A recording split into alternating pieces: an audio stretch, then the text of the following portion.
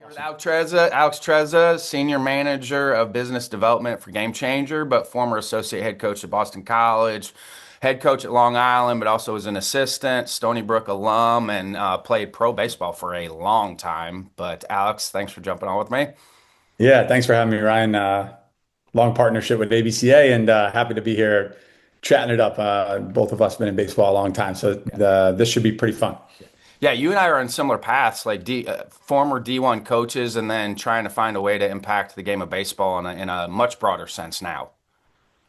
Yeah, I thought I would always be a player forever, right? And then you realize that's over, and then you get into the coaching world and really, as you know, start to love being with the guys every day and helping develop, young players, not only as players but men. And then, you transition into, outside baseball into the corporate world, so to speak. And the great part is we're both still able to affect the game and, use the relationships we've had, through that time in baseball to grow the game. So it's been fun being on this side. It's different than being in the dugout, but still really connected to the game.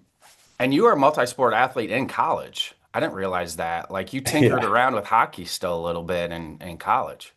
Yeah, so grew up playing both sports, and before we jumped on, we're talking about like playing multiple sports at the youth level, but we played hockey during the hockey season, threw the stuff in the closet, and then played baseball during the baseball season. So, carried that through. At one point, almost took the hockey route as the main sport, but got really lucky at Stony Brook.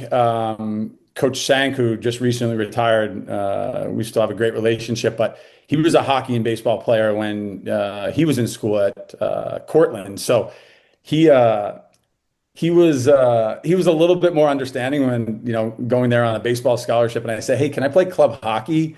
And he's like, "Yeah," thinking it was going to be like this little thing, but club hockey has really started to become a big thing at the collegiate level, and so I was lucky enough to play both for my first 2 years at Stony Brook, and then really started to focus on the baseball side in the draft year and stepped away from hockey, but recently started playing again hockey just to stay in shape and better than going to gym every day. So that's been pretty fun. Did you have a scout eventually say, "Hey, you probably need to put club hockey down"?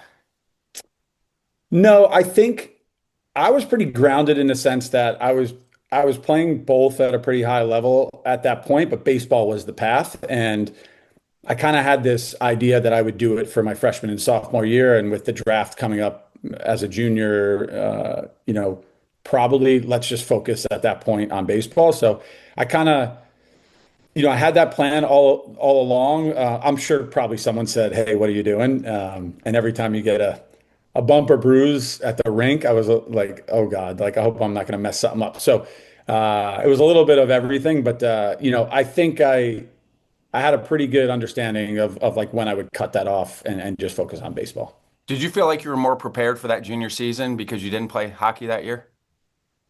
Or was it any different for you? Yeah, you could probably say that. Just more focus, being in the cage longer and not being out of practice with hockey.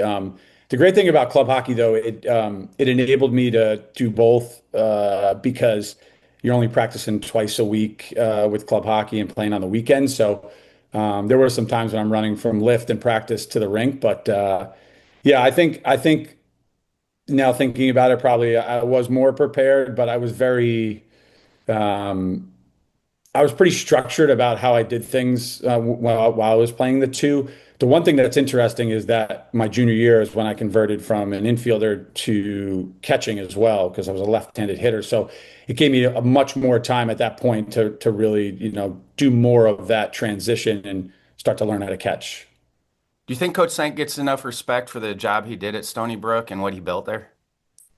Um, yeah, I think he's respected at a high level, but I'm not sure that the warm weather schools realize kind of the challenge and what he was able to accomplish at that university. Um, he started that job, I believe, as a part-time coach in a D3 program, made it really good. I think he then became full-time. He probably wasn't making any money though, but did it full-time as D2 and made it a great program. And then transitioned it to Division 1 and then takes them to the World Series, in that kind of epic win at the regional at LSU, which was crazy. So I will say we always being there as a player and as an alum, we always thought that we can get to Omaha, but to see it actually come to fruition and that staff with his assistants that have now moved on, and doing a great job as coaches. But it was fun to see, and there's a lot of reminiscing about that group that did that. But you know, in that cold weather, in a mid-major state school, to get to Omaha is pretty special. So it's I think when you step back, you realize how much of a accomplishment it was for It's him. almost impossible. Yeah. Like it's almost even for teams in that part of the world, even just to go to the regionals is a big deal. That's almost like your College World Series is getting a chance to go to the regionals. Yeah, and I think, listen, as well as I do at that level, like unless you win your conference in those smaller conferences, you're not getting a bid. It's very tough. But what's interesting about that year, there was almost 3 or 4 warm weather or cold weather schools that made it because I believe Kent State made it that year too. Yep. And I think St. John's lost in a super regional too. So that would have been really interesting. But pretty cool to see those cold weather schools make it to the promised land, so to speak. By the way, two of my former position players that I love, Curtis Smaller played for me at Iowa, and then Adam McGinnis is still coaching, but both were hockey guys. Wow, that's awesome. And Yeah. Adam's an Illinois guy, which you don't normally see it. Curtis was a Wisconsin guy, so you saw it, but like Adam was a Central Illinois guy, so like he played a lot of hockey growing up. They were two of my favorites. Yeah. Interesting though, did you ever feel like your stride length was different coming off skates and then running? That was always the thing. Like Curtis could fly. Adam was an okay runner, but he was a catcher. It Yeah. just seemed like their stride was different because they were on skates for so long. Yeah, well, I was never a runner, so I just try to hit it far and jog a lot. So, but I thought where you were going was it actually affected my from shooting like a slap shot, and you're on skates. It affected my stride in the box. So like, sounds weird, but early in the year, like I used to get out my front foot a lot just because it's more like a slap shot, which is pretty interesting. But that's probably where it affected me most, I think. But also the toughness piece too. Like I felt those guys were tough, like mentally tough. I like to think I'm tough, but I don't know about that. But when I made the transition to catcher, like I used to joke, and throughout my career as a catcher after that, that was the closest thing I can get to hockey on a baseball field. So I felt at home with all the gear on. How was that transition for you? That's not an easy transition in the middle of college to go back there. And you made the transition to first base too. I think everybody thinks going to first base is easy. I think first base is a really hard transition for somebody that's never played there.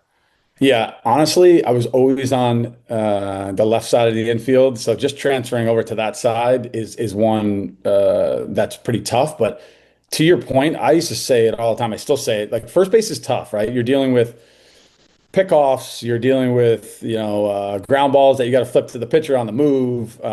You're just in a lot of things, turning double plays and getting back to the bag. There's a lot going on there. So that was an adjustment for sure. I definitely made my blunders over there.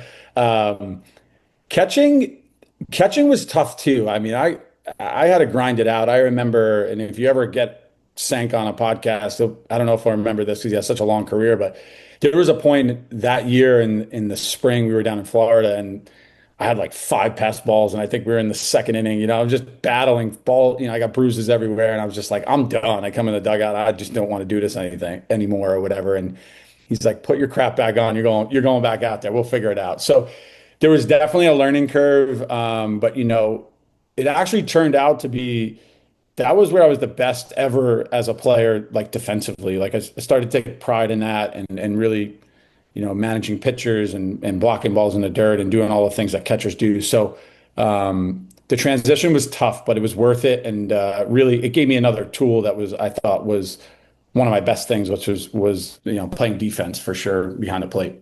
What do you feel like helped you most from a blocking and receiving standpoint? Because for somebody that's never done it, I was the opposite. I caught all the way until I got to high school, and then Yeah. luckily switched to outfield and infield. But I think that's a really difficult transition for somebody that hasn't really had to focus on receiving and blocking at that level. What were some of the things that you focused on to help you get through that transition? Yeah, I think the biggest thing is your whole life. And when I teach catching here and there now, and certainly in college, like we used to do this thing where I would flip a ball at a guy while we're having a conversation just like this, and they would catch it. And I said, that's the biggest thing you're going to have to get over your whole life. When something's thrown at you, you're taught to catch it.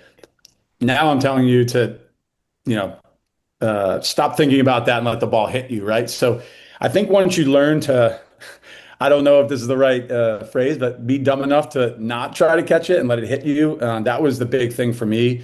Just realizing that, your body now becomes the thing that has to control the baseball. That was the biggest. And as far as receiving, I always had pretty good hands, so I felt like that came a lot more naturally to me. But deciding that you had to get in front of balls and block them without putting your glove there, that was probably the hardest thing for me. And then going to first as far as scooping, like that, I think that's the biggest thing with first base because Yeah. if you play defense at a high level, you're going to have a good defensive first baseman. Yeah, it's funny. That's a big part of the game, and just being able to like adjust around the bag to go backwards and catch high throws and switch feet and stuff like that. So I was just watching some clips yesterday of Lombard, the young infielder with the Yankees, and he made some great plays. They were showing these clips, but like almost every ball was in the dirt or like a high throw that the first baseman made a great play on. So to your point, at the high level, right, that first baseman's got to do a lot of things to you know, finish plays, so to speak, right? Definitely a challenge getting over there and a lot to work on. But it really just, it's a skilled position that I think gets overlooked. I give you a lot of credit for still going 12 years, right? In pro 12 baseball. years. I, Yeah, I 12 give you years a in ton pro of ball. credit to just keep going. Yeah, it was it was interesting because I got drafted and played with Detroit for 5 years, and then you get released. And at that time, independent ball was really just starting to get going, right? So got a call almost immediately after I got released from Detroit, I think in 2005. And then, um, from there, like got a call and they said, you want to come play independent ball? And I'm like, what the heck is that? I'm like, do you guys take BP every day? Like, but went and actually had a great experience, really learned about myself as a player because there was less coaching, less player development. It was just like go out there and perform in the game and figure out what works for you. So did that for 2 years, got re-signed by the Rockies, and went to spring training with them.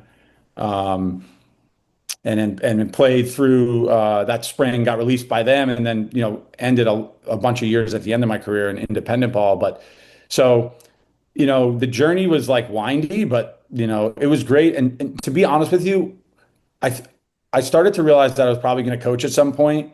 But every year playing, I learned something I didn't know before. From just being in that process with the guys every day in the locker room and learning for yourself again because there's less coaching and development and more like figuring out how to win and do the things that work for you to get ready to play every night. So I started to get worried like at the end of my career, if I don't play, man, I wouldn't have learned what I learned last year to be able to pass on the players. So it was almost like holding on because I was getting smarter by playing because I was around such great people that have played a long time as well. So that was kind of part of it too. And part of it is you just can't let go. Maybe you get that call again, which never happened. So I loved my indie ball experience because it was still built on winning. And you'd get around those guys that had just gotten released from organized ball, and they would just tell such a different story about it's not always about the best guy or it's performing the best that's going to get innings or, at bats. It's still based on development at that level where I did appreciate my indie ball experience of where it was still built around winning. yeah, I mean, you probably have a ton of stories too, but we would sign guys, they would come in and not perform well 1 or 2 nights, and then they were back out of there. So I think you had to figure out how you can perform at a high level and do it quickly because, they weren't in the business of developing. It's in the business of like winning baseball games and trying to put the right team together each year to win the championship. So totally different experience in an independent Mine ball was than in a tryout period because even though I played in Evansville and had a really good career, they really didn't know much about me. So mine was in a trial period. So the first game I'm playing, we had a runner at third base with one out, and I hit a ground ball to second base, and I go touch first, and I'm going back to the dugout. Runner didn't score from third, but he Wow. got sent home that night. So like that's how I ended up making the team because the guy that I was competing with didn't know You made a enough to blunder, score yeah. from on a routine ground ball with the infield back, didn't score, and so he got Coach Taggart sent him home after the game. Wow. Yeah, Evansville, that's a great place to play. They've done a really good job there because it's still Bossy Field. Bossy Field's still there. They pack it there. They've done a really good job as a franchise in Yeah, that's Evansville. awesome. Never got to play out there. I was out on the East Coast, right? I played in Worcester and when North Shore Spirit down on the north side of Boston on the North Shore. So, but there's a lot of good leagues, a lot of good baseball being played outside of affiliated Especially ball. now with the draft. Like that's the Sure. thing with the limited draft, the limited teams. There's really, really good high level independent baseball now because there's just not as many spots for guys. Absolutely. So, and it's good to see guys go give it a shot and get signed out of there and then do well in the minor leagues and, ultimately some of them get to the big leagues. So, it's pretty cool to see for sure. Still hard for me to believe that the minor leaguers don't get paid for spring training. Yeah, we were I, poor. I still have a hard time we talked about it in the office the other day, man, Kurt Perkins, but I really have a hard time wrapping my head around it that those guys don't get paid for spring training. Yeah, we just, we ate in the calf every day and stayed in the dorms at Tiger Town when I was with the Tigers. And, you're not doing it to get rich at that point. Like, hopefully you got a little bonus if you were lucky, right, that you're living on and mom and dad are helping. But yeah, that month is like, you want to get assigned to a place and start getting a paycheck more than anything. Was it a hard adjustment for you then getting into coaching? Because for me, because you played for so long and you're coming out, it's not like you're a 21-year-old or 22-year-old assistant coach. Right. Like you'd had a lot of years under your belt, so I think your experience, and then you're older. So I feel like you probably made a pretty good transition to coaching just because you were older. Yeah, and to that point, like my last couple of years, like, I was basically a player coach at that point, right? I'm running the pitching staff. I'm talking close with our manager, which was Rich Gedman at the time, so I'm learning a ton and managing a game, definitely in game, like a coach, like a manager. So the transition was a little bit easier for me, especially being a catcher and what I just described. But I kind of saw the writing on the wall, and I was like, I have to start to make this transition into coaching if I want to do it. So what I was lucky in these perfect situations worked out where my last 2 years I actually did start coaching in the off season. So I coached at a Division III school called Anna Maria College, which is in Paxton, Mass, which is right outside of Worcester, which worked out perfectly for when our season, got underway. So was able to coach there. And actually, Chris Colabello is a good buddy of mine who played in the big leagues. He coached with us too because he's from Massachusetts. And then the second year, got real lucky and actually got a full-time job and still was able to play at the University of New Haven. Chris Solano hired me at the time, and he just took over that job in New Haven, and we got connected. And I had Adelphi University like in the middle of all that, so like I was still playing, and I actually went. Now I'm thinking about it, it was like Anna Maria 1 year, Adelphi another year, and then into New Haven. So I had this runway while I was still playing before I was like officially done playing and then coaching. Did it take you a while to adjust to evaluating and recruiting? No doubt. I mean, especially because I didn't, I'm looking at a pro ball player my whole life, right? So D3 level, I didn't know, I was looking at guys who are D1. I'm like, let's get this guy. And they're like, yeah, he's not coming to our school. So that was a transition. I was lucky enough to just do D3 for 1 year. And then the D2 conference that, Adelphi and New Haven that I was coaching in was a Northeast 10, which was super competitive. So we were getting a borderline mid-major D2 type of player. And then that transition out of that into Division I at Sacred Heart and then beyond, right? That's where you start to really like it got a little more challenging, right? Because you're trying to figure out, is this a Division I player that can impact us? And then moving on like to the ACC, that's a whole nother level. So I think I was lucky to be around some really good head coaches at the time that had been in it, that I was working under, that helped me kind of start that evaluation process and see kind of, how you start to identify guys that can play, at that level where you're at the current time. And also who's going to show up too, because that's a different thing too. Like seeing the talent, but then also getting them to say yes to come to school is two completely different things. Yeah, and it's funny over the course of your career, it's like coaching. You first get on the phone trying to explain what, a school like Anna Maria is. Hey, I'm the coach from Anna Maria, and they're like, "What's that? Where is it?" To, getting to a place like, Boston College and the ACC where, they're super excited and know already more about the school than maybe you at that point. So that was always interesting, calling guys and trying to have to explain where the school is, what it is, to a place like that where it has a lot of notoriety already. So that was a fun transition for me as well. Well, and especially Mike Gambino, probably a elite, one of the elite recruiters we've had in the game. Also maybe Yeah. doesn't get a lot of credit, but those of us that know Mike, have been around Mike, know how good evaluator and recruiter he is still and was Yeah. back then too. Yeah, he's done a tremendous job, and now, not only at BC, but now doing it at Penn State. And he former player and then also, pro scout, right? So he had this really, I learned a lot from him, right? Because he was able to take what he knew about the college game and marry it how he did his evaluating as a pro scout, right? Which really uh, helped me and also like our system in getting really good players to BC that eventually went on to play in the big leagues, and he's doing it again at Penn State. So very fortunate to be able to work under him during that time. Did it help you to take over a program before you went to BC as a head coach? Did it help you? 100%. I mean, there's so much behind, as you You know. realize it's not as easy as you thought it was going to be being a head coach. Yeah, being an assistant is awesome, right? Because at the end of the day, it's not you. I think you also, I was a little older, like we talked about when I started, but when you're a young guy, you think you know the right way to do things, right? And then when you're the head guy, you realize like, oh, maybe I was wrong about those things because X, Y, Z. So there's a lot of administration type of things. There's a lot of budget. There's a lot of alumni relations. There's a lot of scheduling. There's a lot more to it than showing up at the ballpark and getting your team ready. So it was eye-opening for me, and it undoubtedly helped me when I transitioned to BC. So it was I think a necessary step in my career for sure to, ensure that I was successful moving forward. Did you have any misses in recruiting? I think we all had misses. Did you have any misses? A lot. I think we all had a lot. And it's not your fault. Like you do the evaluation part, but the X factor is really how hard a kid is going to work when they show up on campus, and then can they handle the challenges that come with playing at that level? Yeah, like you're never gonna be able to get that right 100% of the time. Yeah, I think, listen, there's a whole process that every coach has, right? It's how good is the player? What's his grades like? What's the character and makeup? What's the projection? So there's so many things that go into that evaluation process.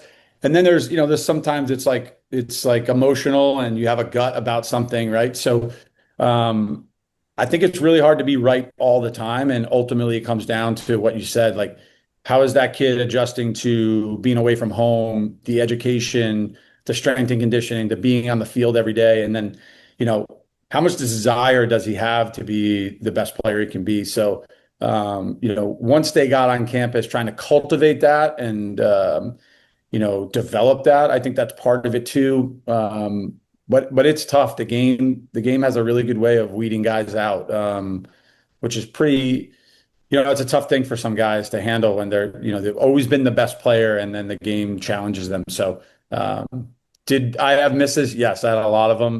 But fortunate to have some guys that made it and made us look good, so to speak. And then you also have the reverse too. You have the late bloomers on the mound and the plate, maybe a guy that you think might be a role player, but ends up being one of your best players because they haven't fully matured yet, and then they figure it out in college. Yeah, that's always the best part. And for me, like identifying those guys that are under the radar and then became our Friday night starter, or a guy who, was an all conference guy and then, goes on to play in the minor leagues and the big leagues. Like that was the probably some of the funnest moments because they were overlooked, right? And those are the guys that kind of like I don't know, made you feel really good at the end of the day that they were able to accomplish all that they did, and you had the foresight to maybe see it before anyone else. Yeah. And you have strength training administration on your LinkedIn profile. Yeah, so while I was playing, I was always interested in, strength and conditioning. So I got certified through NCSA, I think it was, National Yep. Strength and Conditioning Association. So did a bunch of personal training with athletes in the off season to honestly make some money, and I thought it was a fun way to do that. So did that for a while. I actually did that quite a bit with our teams early on in coaching because you're wearing a lot of hats as an assistant. So at Anna Maria, Adelphi, New Haven, and then even at Sacred Heart, like help run our program or be an extension of our staff there. So that was pretty cool for me to kind of like roll it all into one, the baseball and the training part of it. And also develop a little bit different relationship with the players too, being in the weight room with them. Yeah, and I think especially at those lower levels, they might not have a full-time staff, strength staff. So being able to be with them every day and also teach them, what they should be doing away from the ballpark, that was fun for me. Um, Not only for the individual guys, but as a program, right? To be able to make them understand that, hey, we can build this little program that helps the whole ball club, and that happens away from the field, before practice, after practice, or what have you. So, yeah, it was a fun piece of what I did. Again, many hats as an assistant at those levels. You said you're doing hockey again. What other workouts were you mixing in? What did you keep from? Because I kept some of my workouts. That's a lot of what I do in the mornings is stuff I was doing with our players. So I kind of kept Yeah, some of those workouts. I think similar stuff, and just trying to stay in shape, but some of the basic little workouts, much less weight and consistency, but I think that gets ingrained in you, and I had never worked out at all really before I got to Stony Brook, and when we got there 3 days a week with the strength staff and recovery and stuff like that, I mean, I was cooked and I was not strong at all. So you learn a lot, and to your point, right, you carry on the things that kind of work for you and what your experience was. So do a little bit of that stuff and just try to be as active as possible. Then how'd you transition to GameChanger? So, I think a lot of things happened around, when COVID hit, for us as college coaches at that time, seasons getting shut down, uncertainty. Um, and I actually got to spend a lot of time with my family during COVID, because we were shut down, right? So went on a couple of vacations with my family. I got to spend some time with my nephew. And it was kind of eye-opening for me, to be honest with you, because as a college coach, you are inundated not just with the regular schedule, but recruiting. Um, so being able to spend time with them just kind of like it stuck in my brain during the 2021 season when we went back. And I loved what I did. I loved where I was at BC. I loved our players, our recruits that were coming in, but made a decision with my family to kind of step away and just try to figure out if I wanted to do this for another 10 or 15 or 20 years. And when I did that, it became more apparent to me at the time that I wanted to spend more time with my family and try to figure out if there was something other than just coaching I could do. And got lucky that there was a job opening at GameChanger, applied for it, and been here 4.5 years, right? So it's been a tremendous, transition in my career professionally. And I didn't realize how awesome GameChanger was until they hired me and got to, start working behind the scenes. So that's basically how I got to GameChanger, and it's going well so far. Yeah, and shout out for being our youth stage sponsor. Thanks. We love doing it, and we'll continue to do that moving forward. How much have you guys evolved in the last 4.5 years? Seems like a lot. I mean, a ton. Basically when I arrived, we were still under 100 employees at the time. I think I was probably like the 86th employee, if I remember correctly. And they were still like, you know, the main tech in that space, but they were still small. Um, and I think now we're, north of 250 employees. As far as the tech itself, right? They had just started getting into live streaming at the time, so connecting that really robust foundation of what the app is, which is the scoring with that streaming. So I came in at a time when this company was on an upward trajectory, which it still is, but it was a rocket ship at that point when you started connect the video to the scoring platform. Is that the biggest piece now, connecting both? Yeah, but we're doing some really other cool things, right? Our platform is always free to the coaches, which is really awesome because we're giving them this great tool that they can manage their team with and develop their players and keep everyone connected. So, some of the really cool things that we're doing now for them are like player and team insights that happen just from scoring the game. So, like, bubbling up really important information that they would have to spend hours trying to figure out, like how many times the team swung at a first pitch in the game, right? What's their line drive percentage, like quality at bat percentage? So things like that. How many times their pitching staff threw first pitch strikes, right? Or, won, a challenge count. We're spitting that information out just from scoring the game. So it's been really cool. We're actually just about to launch something that I think is going to be really impactful, which is lineup recommendations that happen from AI. AI. So it's going to be really cool. Like, coaches always think they have the best lineup, but even the ones that do are going to start to look at, hey, what are they suggesting, that this thing's spitting out. So excited about coaching tools that can really affect the players and the families that are associated with the teams. Yeah, I have a friend that coached middle school. He's coaching high school now, but he started 2 years ago AI with lineup recommendations and scouting report stuff, and he loved it. He said immediately they went from scoring like 2 or 3 runs a game that they were scoring double-digit runs with just a couple lineup tweaks with the same team, but just a couple lineup tweaks. Yeah. Yeah, it's cool to have, an AI assistant now that's coming from your information you're inputting into the system. Some other great things I think, like we have the Pocket Radar integration, right? That is, tracking every pitch and the velo. We have a great partnership with them. And then also after the game, it's telling your high and low velos, your average velos. So that's really impactful stuff, at the youth level. And really what we talked about at the beginning with the video, we have 1080p video now. We're getting into fixed cameras, which has been really awesome. So fixed cameras in ballparks, and we have partnerships with companies like Pixelot where there's an integration. So you walk into a ballpark, you scan a QR code, and you have this high level video.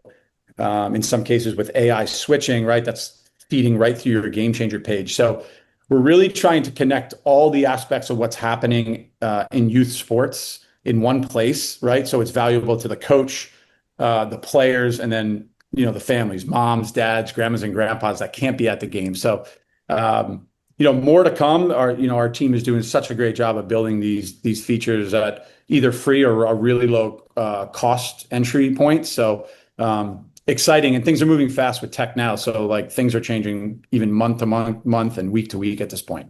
And those of us that are in this space, we know how good the participation is at the younger levels, but then kind of when they get to the big field, there's a little bit of that drop off. If you had like a magic wand, how would we continue to keep that participation strong from the small field to the big field?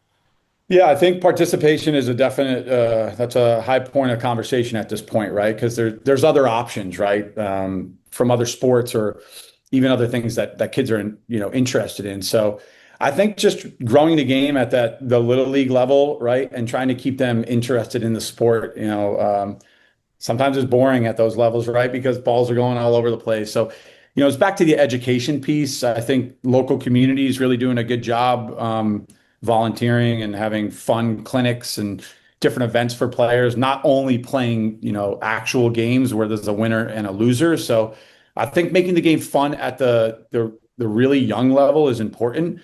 And then continuing to grow that moving forward with really good education from coaches, things they can get online, and really keeping the game fun. I think at the end of the day, even the guys in the big leagues, right?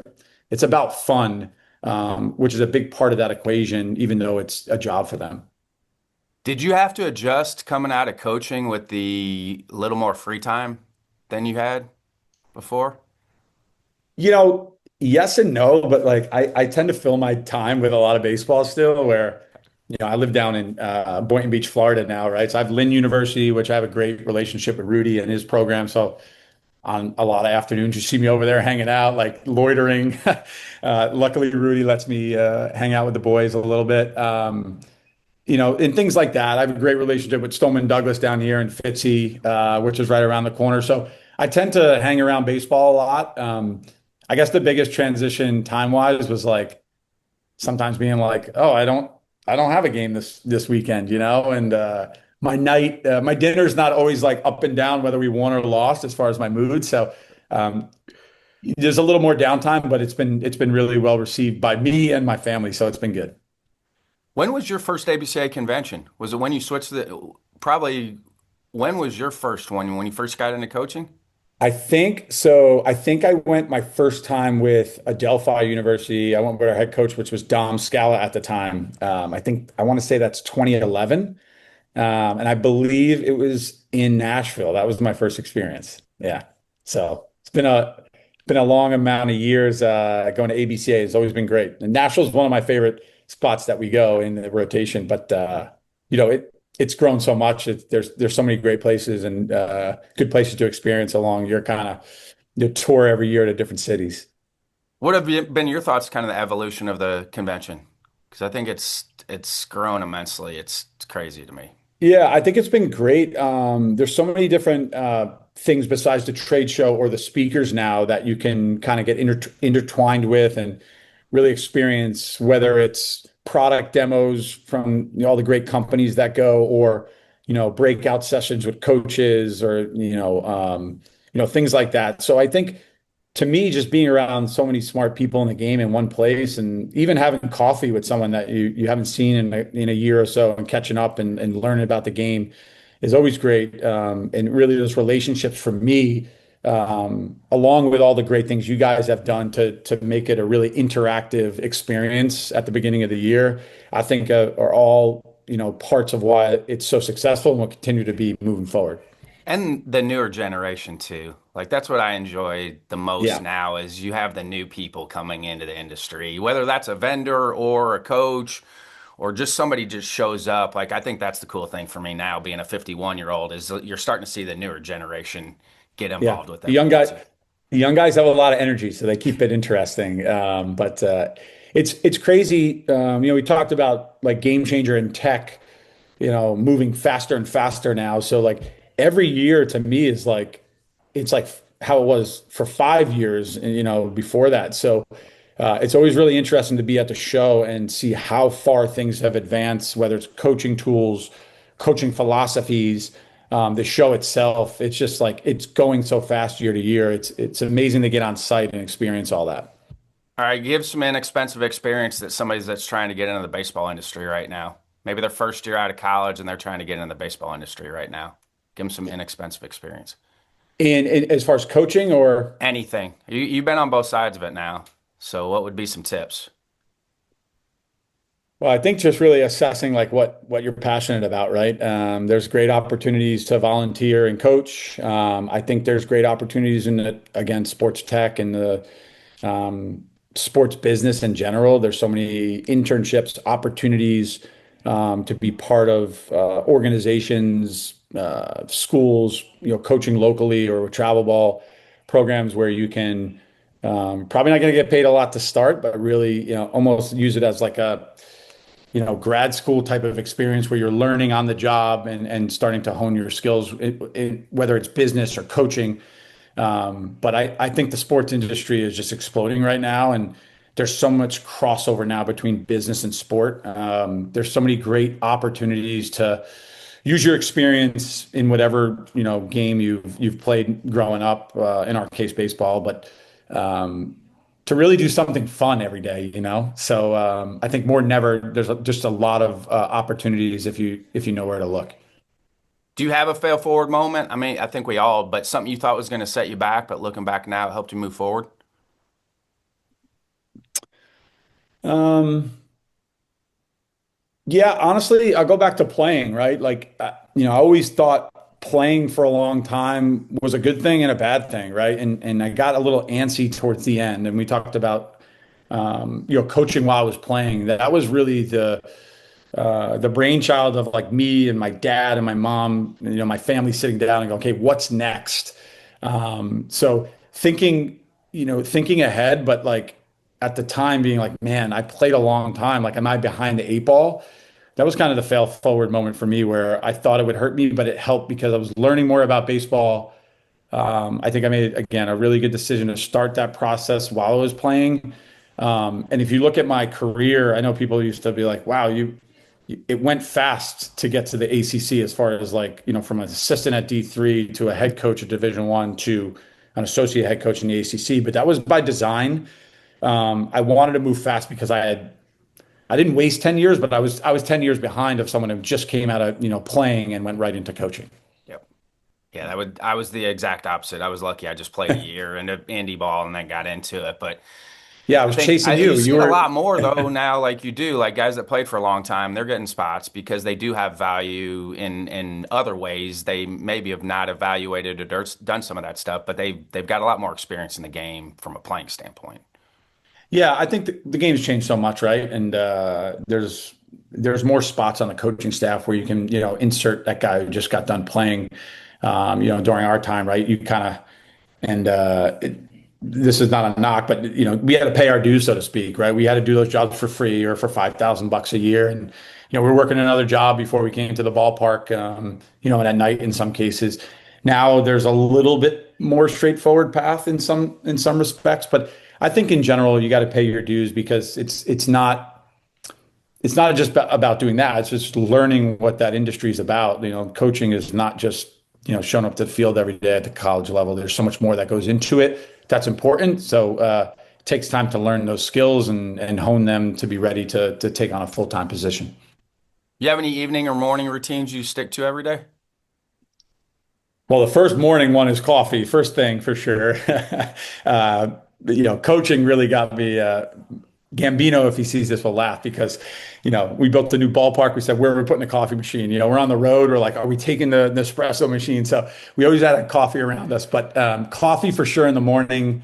But then always try to move my body, get in the sun early in the morning. I'm lucky down here in Florida, I can do that, but try to get my day going and move my body and get outside if I can, just to get my day going because as you know now, being away from coaching, right, we're in front of our computers way more than we ever were. So, but yeah, just get moving in the morning, try to get outside.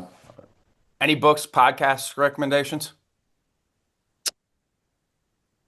Great question. Or movies, TV shows? I'm a big, like, I do read a lot. I'm trying to think now some books that I could share here. And do listen to a lot of podcasts. I listen to a lot of like a wide range of different podcasts and that from comedy to political stuff. So I'm a little bit all over the map on that. So I won't I am share. too. But TV shows, like I think all the usual suspects, like Landman and Ozark when it was on, and I'm a Yellowstone. big So big Ozark fan. yeah, it was awesome. So hopefully it Breaking might be Bad. coming back, A I lot of heard. similarities with Breaking Bad. Oh yeah, Ozark. no doubt. A lot of No doubt. similarities. Yeah, but yeah, I'm a big show guy. Another guy I will laugh is John Murphy, who was a coach with us at BC and was at Army as well. Now is running a recruiting business and evaluation. But we always talk like, you got any shows? Like we're texting back and forth. So there's always something on the horizon to watch. So we're trying to always like make sure we're in the know with that. I just finished From Strength to Strength, a book by Arthur Brooks. I would highly recommend it. It talks about thriving at the second half of your life. I love that. Very good. Comes at a very different perspective for like high achievers or like people that have just like been grinding away forever. Well, that part's going to go away at some point. So like, how do you continue to re-engage as maybe some of your skill set diminishes, strength diminishes? So how do you still thrive kind of in that second half? It was really good. I just finished it. So anybody listening in, if you want to pick it up, especially if you're getting into your 50s, late 40s, 50s, From Yeah, Strength to Strength is a really, really good book. Very good. that's awesome. And as we're talking about this too, like one of my favorite books is The Alchemist. I Love don't know it. if you read it. It's just a Love it. great book about journey and your personal kind of journey towards where you're going. So I tend to always have that, and I've read it like 10 times, but it's always an awesome book to go I back to. think you have those few where you can go back to them and revisit them because as you get older, it's going to speak to you differently. If you reread something that you really liked at a certain age, I think if you go back to it, it's going to speak to you differently as you have more life experience. Yeah, for sure. So it's always good to go back and reread stuff. Old Men in the Sea is another one for me. Love I've it. read it a million times. It's just like the stories. So I don't I don't read when I was coaching, I read more books like you were explaining about coaching and things like that, like the Energy Bus and things like that. But now I tend to read stuff that's more like kind of relaxing and fiction in that sense. So it's been great. What are some final thoughts before I let you go?